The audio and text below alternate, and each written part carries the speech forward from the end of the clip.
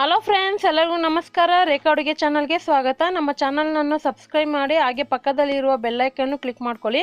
ಬನ್ನಿ, ಇವತ್ತು ನಾನು ಮಾಡ್ತಾ ಇರೋಂಥ ರೆಸಿಪಿ ಮಂಗಳೂರು ಸ್ಟೈಲಲ್ಲಿ ನಾನು ಸಾಂಬಾರ್ ಸೌತೆಕಾಯಲ್ಲಿ ಸಾಂಬಾರು ಮಾಡೋದು ತೋರಿಸ್ತಾ ಇದ್ದೀನಿ. ತುಂಬ ಟೇಸ್ಟಿಯಾಗಿ ಸಖತ್ತಾಗಿರುತ್ತೆ. ಇದು ಮಾಡೋದು ಸುಲಭ. ಇದು ಹೇಗೆ ಮಾಡೋದು, ಇದಕ್ಕೆ ಬೇಕಾಗುವ ಇಂಗ್ರೀಡಿಯೆಂಟ್ಸ್ ನೋಡೋಣ. ನೋಡಿ, ನಾನು ಸಾಂಬಾರ್ ಸೌತೆಕಾಯಿ ತಗೊಂಡಿದ್ದೀನಿ. ಈ ಥರ ಸ್ವಲ್ಪ ಹಸಿರಾಗಿರಬೇಕು. ತುಂಬ ಎಲ್ಲೋ ಗೋಲ್ಡನ್ ಕಲರ್ ಥರ ಬಂದಿರುತ್ತಲ್ಲ, ಅದು ಬಲ್ತಿರುತ್ತೆ, ಚೆನ್ನಾಗಿರಲ್ಲ. ಸೊ ಆ ಮಧ್ಯದಲ್ಲಿರೋ ಬೀಜ ತೆಗೆದು ಕಟ್ ಮಾಡಿ ಇಟ್ಕೊಳ್ಳಿ ಚಿಕ್ಕ ಚಿಕ್ಕದಾಗಿ. ಸುಮಾರು ಒಂದು ಚಿಕ್ಕ ಸೌತೆಕಾಯಿ ತಗೊಂಡಿದ್ದೀನಿ. ಒಂದು ಅರ್ಧ ಕಪ್ ಆಗೋಷ್ಟು ತೊಗರಿಬೇಳೆನ ಒಂದು 3 ಕಪ್ ಇಲ್ಲ 4 ಕಪ್ ನೀರು ಹಾಕಿ ನಾನು ಕುಕ್ಕರಲ್ಲಿ ಒಂದು ವಿಸಿಲ್ ಕೂಗಿಸ್ಕೊಂಡಿದ್ದೀನಿ. ಮತ್ತು ಒಂದು ಗೋಳಿ ಗಾತ್ರದಲ್ಲಿ ಹುಣಸೆಹಣ್ಣು ನೆನೆಯಾಗಿ ಇಟ್ಕೊಂಡಿದ್ದೀನಿ. ಒಂದು ಟೇಬಲ್ ಸ್ಪೂನ್ ಆಗೋಷ್ಟು ಬೆಲ್ಲ, ಮತ್ತು ಒಂದು 1/4 ಟೀ ಸ್ಪೂನ್ ಅರಿಶಿನ, 1/4 ಟೀ ಸ್ಪೂನ್ ಸಾಸಿವೆ, 1/4 ಟೀ ಸ್ಪೂನ್ ಜೀರಿಗೆ ಒಗ್ಗರಣೆಗೆ. ಮತ್ತು ಇದು ಒಗ್ಗರಣೆಗೆ ಕರಿಬೇವು ಒಂದು 3-4 ಎಲೆ, ಮತ್ತು ಬ್ಯಾಡಗೆ ಮೆಣಸಿನ್ಕಾಯಿ ಒಂದು 2, ಕೊತ್ತಂಬರಿ ಒಂದು 1/4 ಕಪ್ ಆಗೋಷ್ಟು ಕಟ್ ಮಾಡಿ ಇಟ್ಕೊಂಡಿರೋದು, ಮತ್ತು ಒಂದು 3 ಟೇಬಲ್ ಸ್ಪೂನ್ ಆಗೋಷ್ಟು ತೆಂಗಿನಕಾಯಿನ ಕಟ್ ಮಾಡಿ ಇಟ್ಕೊಂಡಿದ್ದೀನಿ. ನೀವು ಜಾಸ್ತಿ ಮಾಡೋದಾದರೆ ಜಾಸ್ತಿ ಕ್ವಾಂಟಿಟಿ ತೊಗೊಳ್ಳಿ. ತೆಂಗಿನಕಾಯಿ ಒಂದು 3 ಟೇಬಲ್ ಸ್ಪೂನ್ ತೊಗೊಂಡಿದ್ದೀನಿ. ಮತ್ತು ಈಗ ಸ್ಪೈಸಸ್ ನೋಡೋಣ. ಇದು ಪೌಡ್ರ್ ಮಾಡ್ಕೊಳ್ಳೋಕ್ಕೆ ಒಂದು 1/4 ಟೀ ಸ್ಪೂನ್ ಮೆಂತ್ಯನೂ, ಒಂದು ಅರ್ಧ ಟೀ ಸ್ಪೂನ್ ಆಗೋಷ್ಟು ಜೀರಿಗೆ ತೊಗೊಂಡಿದ್ದೀನಿ. ಸೊ ನೋಡ್ತಾ ಇರ್ಬೋದು. ಮತ್ತು 1 ಟೇಬಲ್ ಸ್ಪೂನು, ನೀವು ಯಾವ ಟೇಬಲ್ ಸ್ಪೂನಲ್ಲಾದರೂ ಅಳತೆ ತಗೋಬೋದು. 1 ಟೇಬಲ್ ಸ್ಪೂನು ಧನಿಯಾ ತೊಗೊಂಡಿದ್ದೀನಿ, ಧನಿಯಾ ಕಾಳು. ಮತ್ತು ಅದೇ ಸ್ಪೂನಲ್ಲಿ ಅರ್ಧ ಟೇಬಲ್ ಸ್ಪೂನ್ ಉದ್ದಿನಬೇಳೆ, ಅರ್ಧ ಟೇಬಲ್ ಸ್ಪೂನ್ ಕಡಲೆಬೇಳೆ ತೊಗೊಂಡಿದ್ದೀನಿ.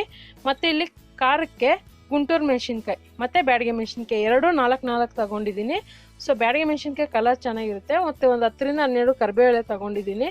ಮತ್ತು ಹಿಂಗು ಒಂದು 1/4 ಟೀ ಸ್ಪೂನ್ ಆಗೋಷ್ಟು, ರುಚಿಗೆ ತಕ್ಕಷ್ಟು ಉಪ್ಪು, ಒಗ್ಗರಣೆಗೆ ಆಗೋಷ್ಟು ಎಣ್ಣೆ. ಈಗ ಹೇಗೆ ಮಾಡೋದಂತ ನೋಡೋಣ ಬನ್ನಿ. ಈಗ ಸ್ಟವ್ ಮೇಲೆ ಒಂದು ಬಾಣಲೆ ಇಟ್ಕೊಂಡಿದ್ದೀನಿ.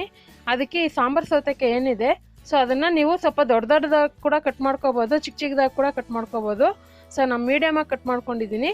ಇದಕ್ಕೆ ಒಂದು ಟೀ ಸ್ಪೂನ್ ಎಣ್ಣೆ ಹಾಕ್ಕೊಂಡು ಜಸ್ಟ್ ಒಂದು 30 ಸೆಕೆಂಡ್ ಫ್ರೈ ಮಾಡ್ಕೊತೀನಿ ಅಷ್ಟೇ. ಜಸ್ಟ್ ಬಿಸಿ ಆಗಬೇಕಷ್ಟೇ.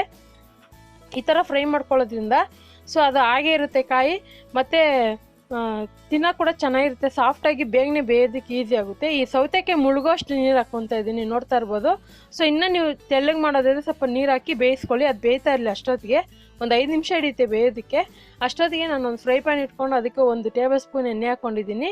ಏನು ಇದು ಕಡಲೆಬೇಳೆ, ಉದ್ದಿನಬೇಳೆ, ಧನಿಯಾದೆಲ್ಲ ಇದೆ, ಸೊ ಇದೆಲ್ಲ ಪೌಡ್ರ್ ಮಾಡ್ಕೊಳ್ಳೋಕ್ಕೆ ನಾನು ಫ್ರೈ ಮಾಡ್ಕೊತಾ ಇದ್ದೀನಿ. ನಿಮಗೆ ಅದೇ ಟೇಸ್ಟ್ ಮಂಗಳೂರು, ಉಡುಪಿ ಕಡೆ ಎಲ್ಲ ಇದೇ ಥರ ಸೇಮ್ ಮಾಡ್ಕೊಳ್ಳೋದು. ಸೊ ಸೇಮ್ ಟೇಸ್ಟ್ ಅದೇ ಥರ ಇರುತ್ತೆ. ನೀವೆಲ್ಲರೂ ಹೊರಗಡೆ ತಿಂದಿದ್ರೆ ಸೊ ನೀವು ಮಾಡಿದಾಗ ನಿಮಗೆ ಗೊತ್ತಾಗ್ಬಿಡುತ್ತೆ, ಅದೇ ಫ್ಲೇವರ್, ಅದೇ ಟೇಸ್ಟ್ ಸಿಗುತ್ತೆ.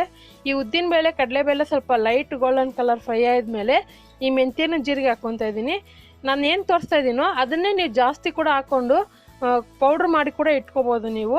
ಸೊ ಅದು ಪೌಡ್ರ್ ಬೇಕಂದರೆ ಕೇಳಿ, ನಾನು ಬೇಕಂದರೆ ಮತ್ತೆ ಇನ್ನೊಂದು ಸೈಡು ಪೌಡ್ರ್ ಹೇಗೆ ಮಾಡೋದಂತ ಕೂಡ ತೋರಿಸ್ತೀನಿ. ಈಗ ನಾನು ಬ್ಯಾಡಗೆ ಮೆಣಸಿನ್ಕಾಯಿ, ಗುಂಟೂರು ಮೆಣಸಿನ್ಕಾಯಿ ಹಾಕೊಂಡಿದ್ದೀನಿ. ಗುಂಟೂರು ಮೆಣಸಿನ್ಕಾಯಿ ಸ್ವಲ್ಪ ಲೈಟ್ ಕಲರ್ ಇರುತ್ತೆ ಮತ್ತು ಖಾರನೂ ಇರುತ್ತೆ. ಬ್ಯಾಡಗೆ ಮೆಣಸಿನ್ಕಾಯಿ ಹಾಕೋದ್ರಿಂದ ಒಳ್ಳೆ ಕಲರ್ ಬರುತ್ತೆ, ರೆಡ್ ಕಲರ್ ಆಗಿ. ಮತ್ತು ಇದಕ್ಕೆ ಕೊನೆಯಲ್ಲಿ ಇದೆಲ್ಲ ಫ್ರೈ ಆದಮೇಲೆ ಕೊನೆಯಲ್ಲಿ ಧನಿಯಾ ಹಾಕಬೇಕು. ಧನಿಯಾನ ಜಾಸ್ತಿ ಫ್ರೈ ಮಾಡಬೇಕಂತೇನಿಲ್ಲ, ಒಂದು 30 ಸೆಕೆಂಡು ಫ್ರೈ ಮಾಡಿಕೊಂಡ್ರೆ ಸಾಕು. ಕರಿಬೇಳೆನೂ ಹಾಕ್ಕೊತಾ ಇದ್ದೀನಿ. ಆದಷ್ಟು ಹಸಿ ಕರಿಬೇವು ಯೂಸ್ ಮಾಡಿ, ತುಂಬ ಚೆನ್ನಾಗಿರುತ್ತೆ. ಈಗ ಇದನ್ನು ಚೆನ್ನಾಗಿ ಫ್ರೈ ಮಾಡ್ಕೊಂಡಿದ್ದೀನಿ. ಈಗ ಸ್ಟವ್ ಆಫ್ ಮಾಡ್ಕೊಬಿಡೋಣ. ಸ್ಟವ್ ಆಫ್ ಮಾಡಿದ್ಮೇಲೆ ನೀವು ತೆಂಗಿನಕಾಯಿ ಹಾಕೋಬೇಕಾಗುತ್ತೆ. ಕೆಲವ್ರು ಏನು ಮಾಡ್ತಾರೆ ಅಂದರೆ ಒಣ ಕೊಬ್ಬರಿ ಕೂಡ ಹಾಕ್ತಾರೆ. ಒಣ ಕೊಬ್ಬರಿ ಇದ್ರೆ ಅದು ಕೂಡ ಹಾಕೋಬೋದು, ಅದು ಚೆನ್ನಾಗಿರುತ್ತೆ. ನೋಡ್ತಾ ಇರ್ಬೋದು, ಸ್ಟವ್ ಆಫ್ ಮಾಡಿದ್ದೀನಿ. ಸೊ ಆಫ್ ಮಾಡಿದ್ಮೇಲೆ ತೆಂಗಿನಕಾಯಿ ಹಾಕಿ ಇದನ್ನು ಆರಕ್ಕೆ ಬಿಡೋಣ. ಏನು ಫ್ರೈ ಮಾಡಬೇಕಂತ ಏನಿಲ್ಲ, ಜಸ್ಟ್ ಮಿಕ್ಸ್ ಮಾಡ್ತಾಯಿದ್ದೀನಿ ಅಷ್ಟೇ. ಸೊ ಇದು ಆರಿದ್ಮೇಲೆ ರುಬ್ಕೊಳ್ಳೋಣ.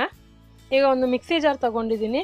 ಸೊ ಇದಕ್ಕೆ ನಾನು ಇವಾಗ ಹಾಕ್ಕೊತಾ ಇದ್ದೀನಿ. ಸೊ ಮೆಣಸಿನ್ಕಾಯೆಲ್ಲ ಚಿಕ್ಕದಾಗಿ ಕಟ್ ಮಾಡಿ ಹಾಕ್ಕೊಳ್ಳಿ, ಯಾಕಂದರೆ ಚೆನ್ನಾಗಿ ಪೌಡ್ರ್ ಆಗೋಕ್ಕೆ ಈಸಿ ಆಗುತ್ತೆ. ಇದನ್ನು ಫಸ್ಟ್ ಏನು ಮಾಡಬೇಕಂದ್ರೆ ನೀರು ಹಾಕ್ತಿರೋ ಹಾಗೆ ತರ್ತರಿಯಾಗಿ ಪುಡಿ ಮಾಡ್ಕೋಬೇಕಾಗುತ್ತೆ. ಸೊ ನೀವು ಡೈರೆಕ್ಟಾಗಿ ನೀರು ಹಾಕಿದ್ರೆ ತರ್ತರಿ ಆಗುತ್ತೆ, ಮಸಾಲೆ ನುಣ್ಣಗಾಗಲ್ಲ. ಅದಕ್ಕೋಸ್ಕರನೇ ಇದನ್ನು ಪೌಡ್ರ್ ಮಾಡ್ಕೊಳ್ಳೋಣ. ಸೊ ನಾನು ಹೇಳ್ದಂಗೆ ನೀವು ಈ ಪೌಡ್ರನ್ನ ಕೂಡ ನೀವು ಜಾಸ್ತಿ ಮಾಡಿ ಎತ್ತಿಟ್ಕೋಬೋದು. ಒಂದು 15 ದಿವಸದಲ್ಲಿ ಒಂದು 2 ಟೈಮ್ 3 ಟೈಮ್ ಮಾಡೋದಾದರೆ ನೀವು ಎತ್ತಿಟ್ಕೋಬೋದು. ಜಸ್ಟ್ ಜಾಸ್ತಿ ಏನು ಬೇಕಾಗಿಲ್ಲ ಇದಕ್ಕೆ. ಸೊ ನೋಡ್ತಾ ಇರ್ಬೋದು, ಐಟಮ್ ಎಲ್ಲ ಮನೆಯಲ್ಲೇ ಇರುತ್ತೆ. ಇದಕ್ಕೆ ನೀರು ಹಾಕ್ಕೊಂಡು ಒಂದು ಸ್ಮೂತ್ ಪೇಸ್ಟ್ ಕೂಡ ನಾನು ಮಾಡಿ ಇಟ್ಕೊಂಡಿದ್ದೀನಿ, ನೋಡ್ತಾ ಇರ್ಬೋದು. ಈಗ ಸೌತೆಕಾಯಿ ಬೆಂದಿದೆ, ನೋಡೋಣ ಬನ್ನಿ. ನೋಡಿ, ಸಾಂಬಾರು ಸೌತೆಕಾಯಿ ಆಲ್ಮೋಸ್ಟ್ ಬೆಂದು ಸ್ವಲ್ಪ ನೀರು ಕೂಡ ಕಡಿಮೆ ಆಗಿದೆ. ಸೊ ಒಂದು 3/4% ಬೆಂದಿರುತ್ತೆ. ಇದು ತುಂಬ ಟೈಮ್ ತೊಗೊಳೋದಿಲ್ಲ ಬೇಯೋದಕ್ಕೆ, ಒಂದು 7-8 ನಿಮಿಷ ತೊಗೊಳುತ್ತೆ ಬೇಯೋದಕ್ಕೆ. ಈಗ ಹುಣಸೆ ಹುಳಿ ಹಾಕ್ಕೊತಾ ಇದ್ದೀನಿ, ಮತ್ತು ಬೆಲ್ಲ ಹಾಕ್ತಾಯಿದ್ದೀನಿ. ಬೆಲ್ಲ ಹಾಕಿದ್ರೆ ನಿಮ್ಗೆ ಆ ಟೇಸ್ಟ್ ಸಿಗೋದು. ಸೊ ನಾನು ಜಾಸ್ತಿ ಬೆಲ್ಲ ಏನು ಹಾಕಿಲ್ಲ, ಜಸ್ಟ್ 1 ಟೇಬಲ್ ಸ್ಪೂನ್ ಹಾಕ್ಕೊಂಡಿದ್ದೀನಿ. ನಿಮ್ಗೇನಾದರೂ ಸ್ವೀಟ್ನೆಸ್ ಕಮ್ಮಿ ಬೇಕಂದರೆ ಸ್ವಲ್ಪ ಕಡಿಮೆ ಹಾಕ್ಕೊಳ್ಳಿ.